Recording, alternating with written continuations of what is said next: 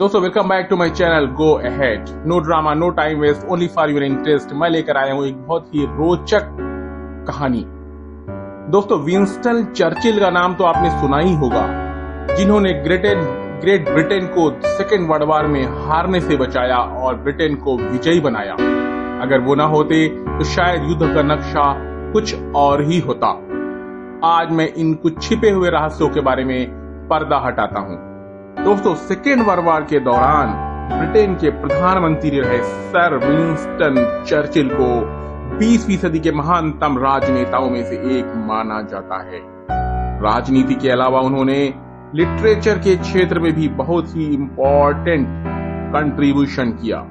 इतिहास, राजनीति और सैन्य अभियानों पर लिखी हुई उनकी पुस्तकों की वजह से उन्हें 1953 में लिटरेचर का नोबेल पुरस्कार भी मिल चुका है।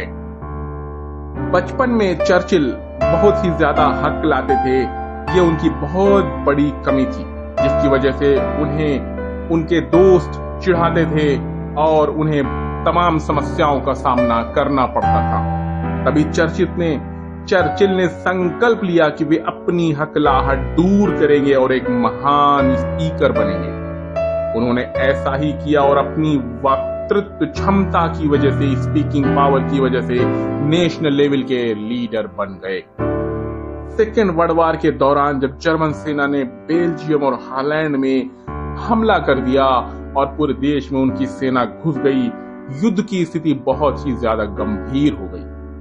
तो ब्रिटेन के प्रधानमंत्री चैम्बरलेन ने इस्तीफा दे दिया और ब्रिटेन में उथल पुथल की स्थिति में। उस समय ब्रिटेन को एक बहुत ही साहसी, अनुभवी और सैन्य पृष्ठभूमि वाले प्रधानमंत्री की जरूरत थी और इस जरूरत को पूरा किया विंस्टन चर्चिल ने।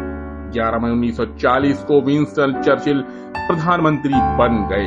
उन्होंने अपने पहले भाषण में पूरी ईमानदारी से कहा, नागरिकों, मेरे पास आपको देने के लिए रक्त, आंसू, मेहनत और पसीने के सिवा कुछ भी नहीं है। उस समय चर्चिल 65 साल के थे, परंतु फिर भी वे हर दिन 16 घंटे काम करते थे। दरअसल वे थोड़े समय काम करने के बाद आराम कर लेते थे, जिससे उन्हें नई ऊर्जा मिल जाती थी। वे सुबह 11 बजे तक बिस्तर पर लेटकर काम करते थे, यानी रिपोर्ट्स पढ़ते थे, आदेश लिखवाते थे, फोन करते थे और महत्वपूर्ण मीटिंग लेते थे। यहाँ तक कि वे तमाम उन स्थलों का दौरा करते थे जहां पर युद्ध हो रहा था और उनकी सेना तैनात थी, जाकर के सैनिकों का मनोबल भी बढ़ाते थे। लंच के बाद वे 1 घंटे की नींद लेते थे। शाम को 8 बजे डिनर से पहले वे 2 घंटे सोते थे। यही वजह थी कि वे आधी रात के बाद भी बिना रुके काम करते थे। उन्होंने अपनी मेहनत से ब्रिटेन को विजयी बनाया।